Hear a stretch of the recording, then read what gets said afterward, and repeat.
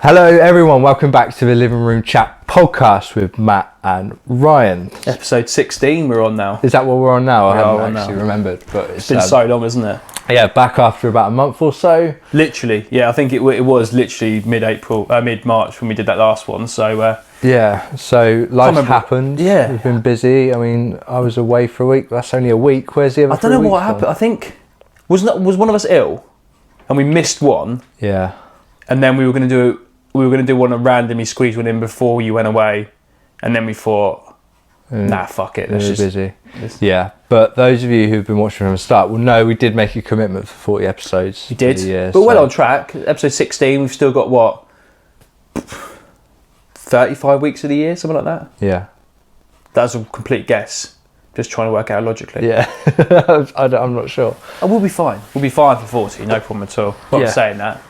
How are you like with targets and stuff? I know like you're coming from like a office targets like sort of thing. Is that interesting? Because this is I didn't even pre-discuss this, but we've both gone over our year anniversary of starting our business since the last episode. Yeah. And it does take a lot of time to reflect. I'm going to go out and be very honest here. I've achieved nowhere near what I wanted to achieve in my first year. In terms of financial, massively down. And there's been ups and downs and struggles.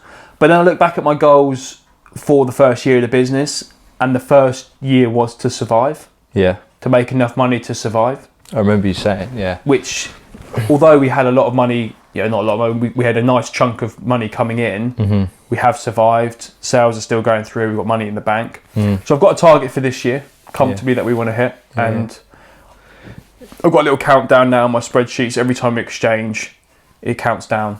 So I can see physically what I need to do. So you've got a system. Yeah. It's not massive. Like some of the self-employed agents obviously making huge money. I'll be very honest, we made 30 grand in our first year, which as a startup business is okay. But it's not setting the world alight. I think the trouble is that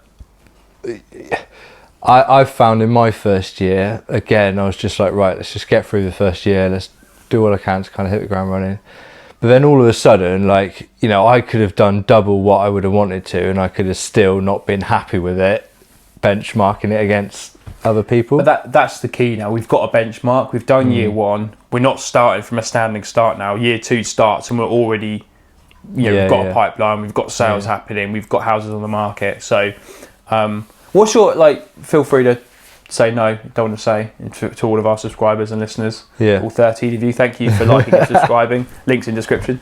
But what do you want to achieve financially for year two? What is deemed as enough? What's deemed as successful in the eyes of that Barrel? I didn't do the 50k I wanted to in my first year. That's my target was 50k as well. Yeah, that's interesting. I didn't do that, so I want to do that. And I've been struggling with my goals for this year were to do 5 million in sales. I did 3.5 last year. Okay. So I thought that's progress. As in property value? Yeah, which isn't huge by any means, but that's the next stepping stone for me. To move home, they were my two sort of goals for this year. But I find it hard because I'm not, I wonder sometimes if I should be more money motivated. Yeah, I mean, obviously it's free therapy. That's what the podcast is for us. Yeah, we've gone into Why do you care on value of property that you're selling? Because that doesn't affect you. Because if you sell 5 million quid's worth of stock, but your fees are 0.5%, or you sell 2.5 million and your fees are 2%, it doesn't. Value doesn't matter. I think of it more as, if I sell if I'm selling loads of low price property at shit fees, I'm going to have to do loads of work. Whereas if I'm doing 5 sales at £1 million each for good fees, then that's obviously more where I want to be. So I kind of think. I'm not saying it's wrong, mate. By the way, no, I'm just saying it's interesting how you plan your targets around something that you can't really we can influence, but well, I think it's quite a broad way of influencing it. So So I worked out, doing 5 million of sales. Oh, I'm going to have to do the maths on the spot now. With my average fee, will give me that, like, just over 50k. Okay. So what's your target for year 2 then? 50k? Yeah, in terms of my income. Yeah. See, so I don't care about the value of property that we sell. Yeah. But that's not how I look at it. I've gone back and looked at how many valuations I need, at my conversion rates, to how many I list, to how many I sell, to how many exchange. So our target 60 grand this year, in year 2. 60 grand's worth of our fees, like not agency fees, like the fees that I take home. Yeah, same. Yeah. So 60 grand for us is a comfortable enough number where we'll be okay. Like we won't be rolling in it. Because obviously the tax, we have to pay that this year. Yeah. Because of last year we didn't really pay that much tax. So 60 grand will be absolute bare minimum. Yeah. But I've got it set out now in my mind. 60 grand a year 2, 100 grand a year 3, 125 grand a year 4, 150 grand a year 5. Yeah. And then once we get to that level, I don't really want to do much more. I'm comfortable at that sort of level, because that's quite hard going. It's a lot of work for that. But once we get to year 4 and 5, the plan is to, similar to you, until talking about not dealing with the smaller properties and the shit fees, slowly but surely up our fees, try and deal with higher end level properties, so you're doing a better service for and selling less houses but getting paid more. And I think that's the goal. Like when I look around at other people who are doing well in our brand and other brands, they're not doing it selling 1 and 2 bedroom apartments. No, they're not. It's getting into a core market. Like for me, and where I'm based, like most of the houses are selling are minimum of 350 up to like 550, 600. That is the core market. And that's perfect. Because 1.5% at 500, cool, 8 grand, nice, happy days. And that's a massive chunk out of our business of money we need to bring in. So this leads quite on to a nice question that I wanted to ask you, is that can you or can we do a good job for £3,000? Yes is the answer. And I think we can. And I've really tried, like when I was obviously the first year, you just try and get everything you possibly can, and you have to reduce your fees to get business. But then it's backwards. You don't have to. You should be putting your fees up. And it's easier said than done. I still think, and as much as it is, if I'm charging someone 3 grand to sell, or I'm getting paid 6 grand from a sale, I'm still going to do the same. I'm still going to be all I can be for both those clients. But it doesn't give me, like, I don't change the way I am just because I'm getting paid double. No, sure.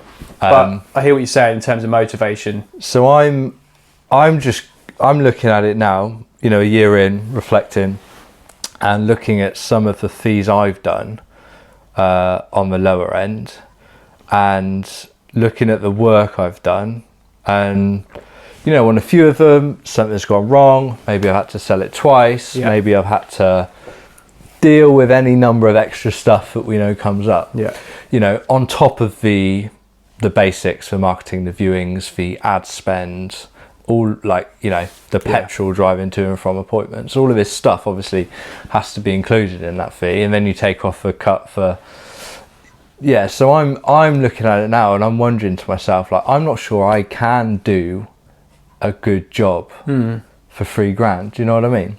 Yeah, and this is the whole point about upping your fees as you go, isn't it? Like I've always, there's a few houses I've listed where I've done flat fees of 3 grand, and as you said there, by the time I get our cut, it's 2,100. Obviously, you get the VAT, which you can claim a little bit back on that, which is fine. But after everything out, you're probably making actually money to yourself, probably 1,700, 1,800 quid. Which minus your time though, so you got £400 of costs, but then you it depends on where it is. Like, I wouldn't, if it was miles away, I wouldn't be doing that fee. Like if it's if it's 2 minutes from my house, I will. Or potentially be interested in going that route. But that's still, if you look at it, 1,800 quid for one sale in your back pocket. Some people would say that's decent numbers, but when that process takes 6 months, you're actually earning maybe 300 quid a month for that transaction.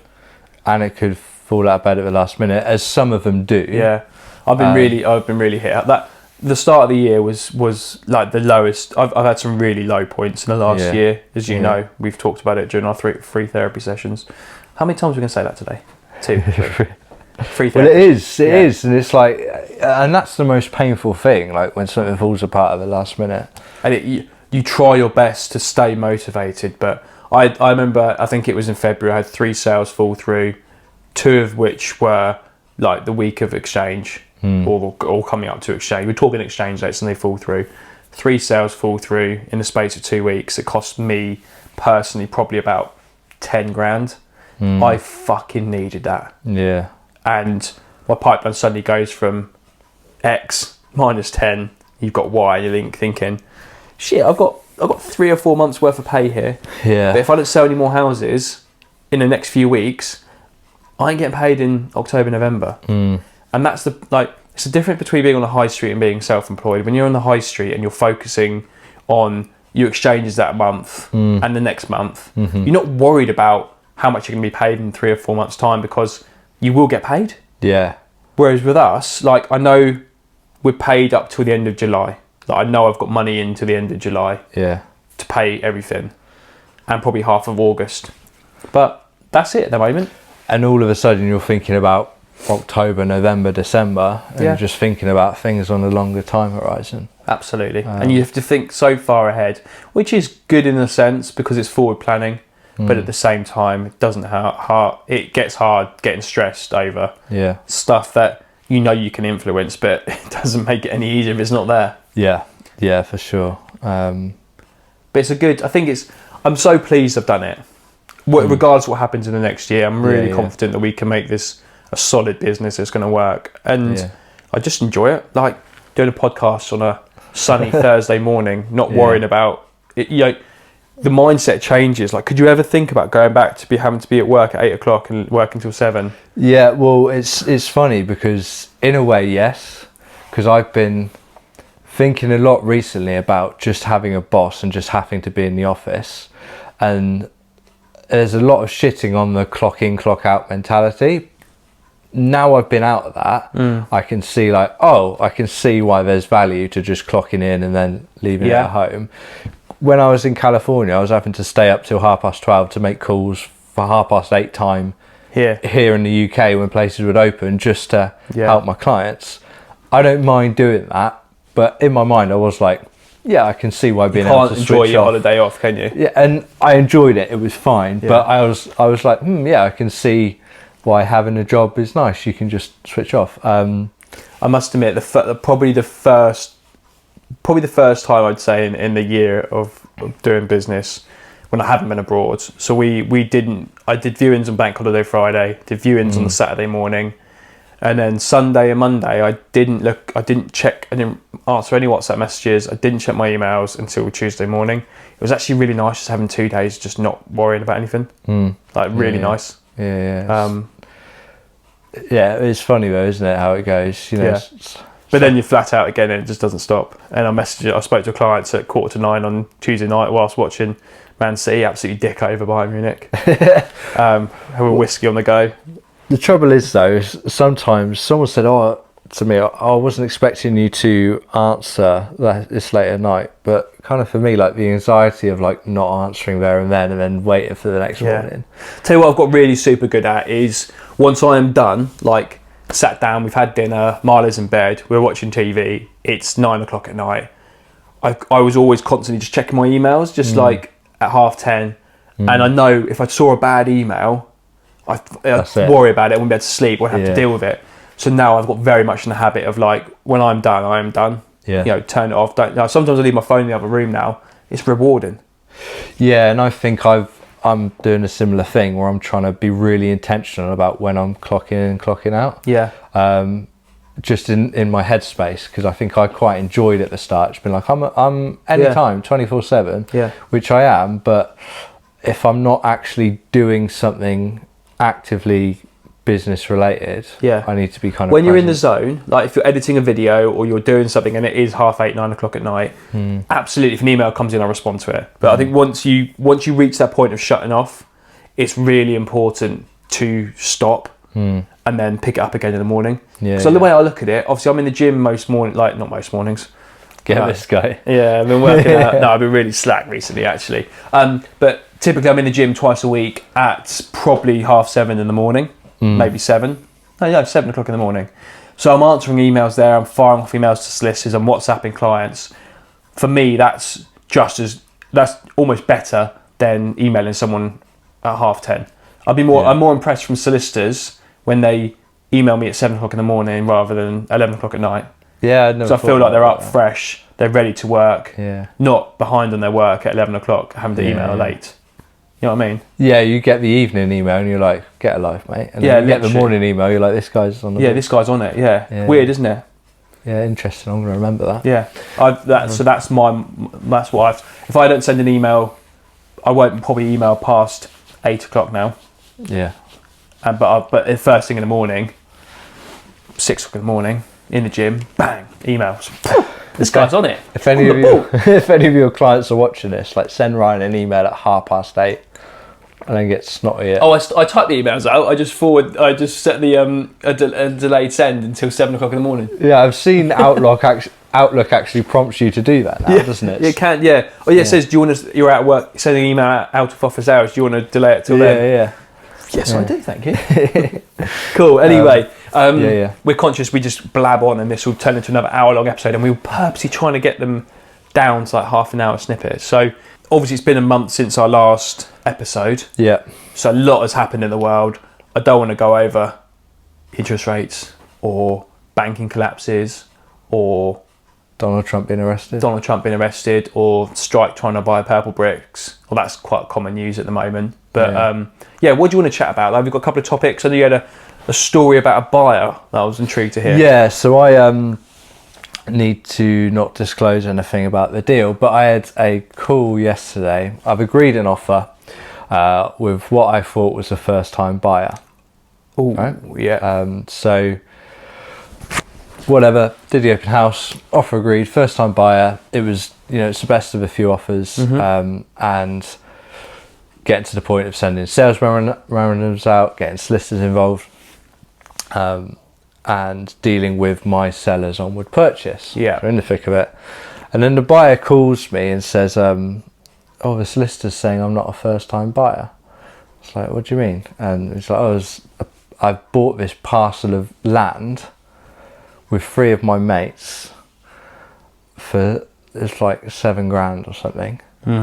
At an auction one evening at the pub, and is therefore not a first-time buyer. Shit. So how much the house sold for?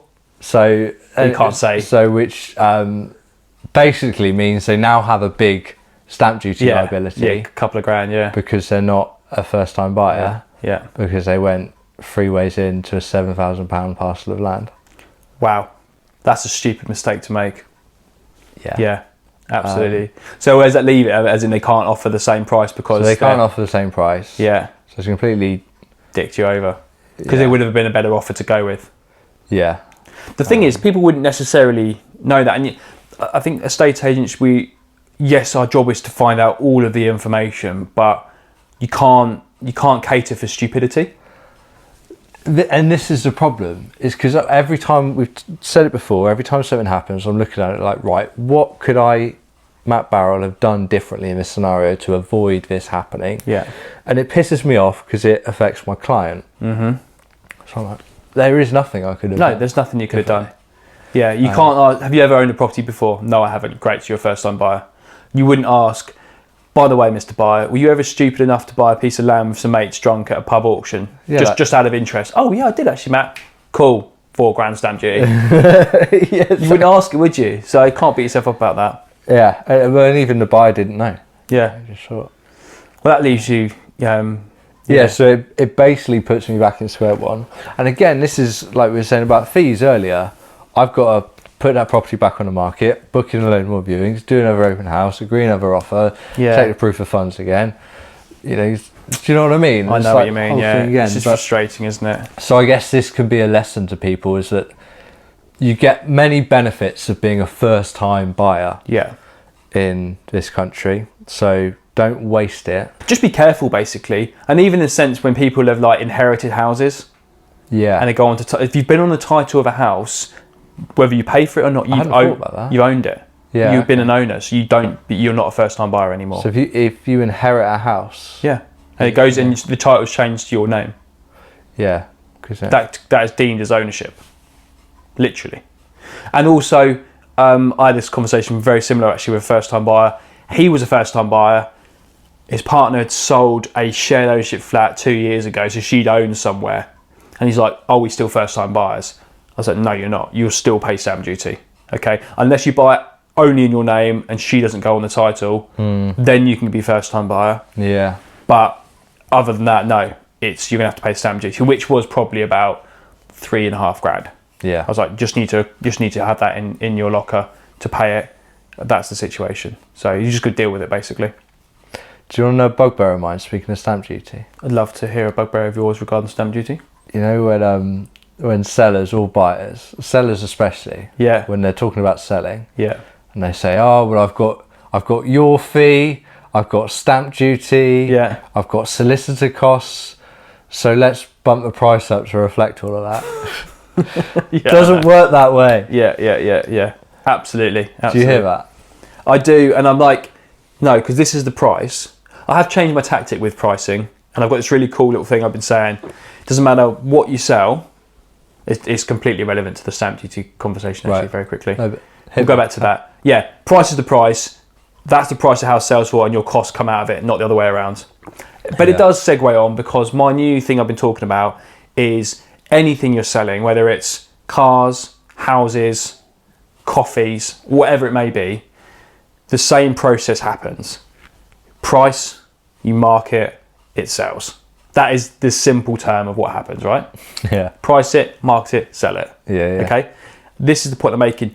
If that price is wrong, it doesn't matter how good the marketing is, it ain't going to sell. No. It's as simple as that. No. So if your house is worth $350 and that's how much it's worth, and you need to pay stamp duty and solicitor's fees and agency fees, and you think you want to put on at $375, doesn't matter. You break the symbol there. You break the equation. It doesn't matter how good our marketing is. You know, drone photography or not, bespoke property videos or not, legends of estate agents or not. It doesn't matter. No. It's too much money. It's not going to sell. Simple as that. Yeah. It's just a fact, isn't it? Absolutely. And I've been thinking a lot recently about the expensive houses helping all the other houses to sell. You know, so if your 350 house is there at 375, your neighbour who lists at 350, that's a really good point, looks even more attractive. Yeah. Because they're like, well, these motherfuckers are 375. This one's 350. It looks great value. Didn't think about that. That's a really good point. I'm going to use that. Yeah. So you're by pricing high, you're not only pricing yourself out of the market, you're helping other people to sell. You're literally aiding your competitors to get sold before you. Absolutely. Love that. And nobody is in a market where it's just them. No. Like maybe unless you're like 20 million high end. No, but come back to that point I made earlier, like most of the houses on the market around my area that I really want to focus on, they are 350 to 550. Obviously there's different variations, but they're 3 and 4 bedroom semi-detached or detached houses. Yeah. There's always 30 of them on the market. Yeah.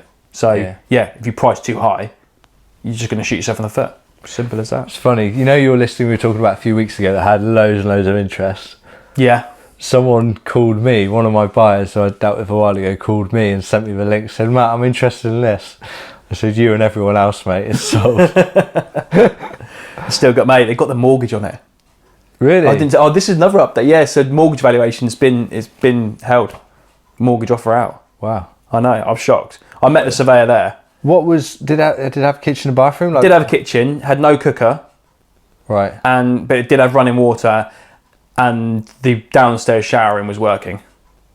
But bathroom upstairs didn't work. There's no heating. Electrics are f***ed. Floors are f***ed. Ceilings are f***ed. House is f***ed. Everything's f***ed. Huh? It's a lot of f***, wasn't it? Mate, the algorithm's going to hate this. It's not going to push it out because it's too small. Yeah. Let's take that bit out. We f***ed it. Yeah, we f***ed that. I can beep them out. Yeah, do that. I'm building up my sound effects back now. I've got beeps, I've got swooshes, I've got text messages. Beat that out, because that's going to screw our algorithm. Even if that makes us, I don't even know if that is. We don't know enough about YouTube to see if swearing stops it. I'm not sure. I feel like I see swear words in YouTube, but I don't know. A lot of them blank them out. Mr. Beast blanks them out. Yeah, And he's he probably knows a good person to watch. He knows a few things about. Yeah. Anyway, cool. Beep them out. House is screwed, and they've still got a mortgage on it. Cool. That's cool. Was the lender a normal high street lender, or was it some kind of? It wasn't mainstream, but it was someone like Skipton, Right. Okay. something like that. Yeah. It was that sort of smaller mainstream lender, but kind of smaller, bespoke. But he didn't need checking it. Like he's like, I don't need checking a loft for this lender. I was like, oh, that's interesting. That's really good, because it is fucked like the rest of the house. So that's all cool. But yeah, so they had a full structural survey done as well. Because I know you mentioned about surveys, about a couple of people booking them late on. Yeah. We've talked about this. This could be a little snippet for us. Yeah, I mean, I don't want to say the same thing twice, but You're gonna do it anyway. well, I've just got a pipeline full of survey problems at the moment. Yeah. And were people getting surveys 18 months ago? Like in 2021, did you have people get surveys? Yeah, but yeah, we did. But then again, in 2021, I was working in an area where every house was built in 60s plus, and there was never any issues. But people still got surveys. Yeah. Yeah. Like I've got I've got a buyer getting a survey on a purpose-built retirement flat. Then we go, I want to get full structural, and the surveyor went, nah, I'm not taking your money for that. You do a home buyers. I was like, fair play, Adam, good man. I've had this flat which is needs a lot of work, and I've intentionally been very, very clear about the amount of work it needs. Yeah. And the buyer said, I want to get a survey done. All right, okay, here we go. And it was one of those surveyors who didn't want to chat to me. He was just like, let me get on and Fuck piss off. Beep. And lo and behold, the survey comes back saying there's a bunch of stuff wrong with it. There's a bunch of stuff we'd recommend you investigate, but the value seems about right. Yeah. Fix it up and you'll be fine. Cool. But the buyers just completely scared them off. Yeah. I know. Yeah, it's just...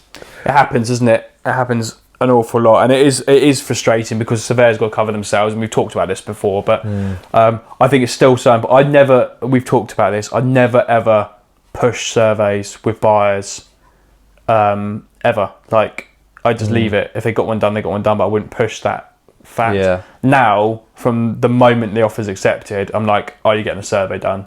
Let's get it booked in. Because I'd rather know 2 weeks into the transaction that it's not going to go through rather than 2 months. Yeah, it's necessary, really, isn't it? Absolutely. And you never know what's going to come up. Like, you can have a house that's absolutely sound. Like, I sold a house in Bracknell. It's a 60s build house. There's fucking hundreds of them selling. There's no problem at all. It was very, very minor, almost an advisory. The felting in the roof will need replacing at some point, but it's fine. There's no leaks or anything. No, buyer's pulled out. Over roof out. The sellers even agreed to pay for it. Yeah. Which is ridiculous. So it's just not understanding things as well, isn't it? Yeah, absolutely. And as much as we can try and educate and help along the process, ultimately, if someone's changing their mind to buy a house, there's nothing you can do to influence that. Yeah, like we've said before, if you're getting a survey done on a house and you're looking for a reason not to buy it, you'll find one. Yeah, exactly that. Exactly that. Do you advise your clients on their onward purchases to get surveys? Yeah, yes and no. I suppose we've got with all our clients, our relationship builds very much over time. Like the first couple of weeks when we set up the WhatsApp groups with them, they suddenly we quite involved in their lives as well as their activities and their property related business.